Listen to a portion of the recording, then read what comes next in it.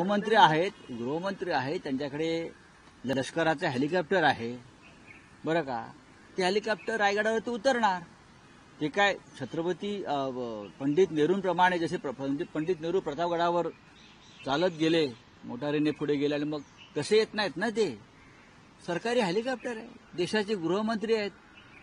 उतरल्यावर ते खाली तटकऱ्यांकडे जेवणाचा कार्यक्रम आहे ना. त्यांच्या महायुतीचा जेवणाचा कार्यक्रम आहे, जंगी कार्यक्रम आहे.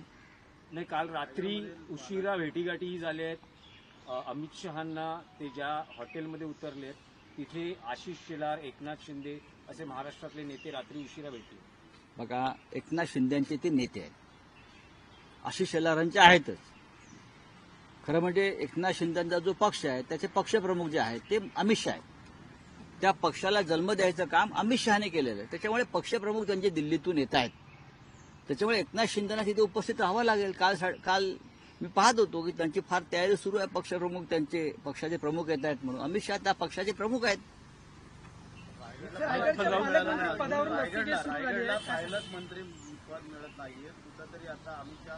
जर या राज्याचे मुख्यमंत्री गेल्या अनेक महिन्यापासून नाशिक आणि रायगड या दोन प्रमुख जिल्ह्यांना पालकमंत्री देऊ शकत नाहीत, मी सांभाळीन म्हणता. हे काय काय सांभाळणार आहेत? मी सांभाळीन. तुम्ही पालकमंत्र्यांच्या तिढा सोडवू शकत नाही, तुम्ही काय राज्य चालवणार?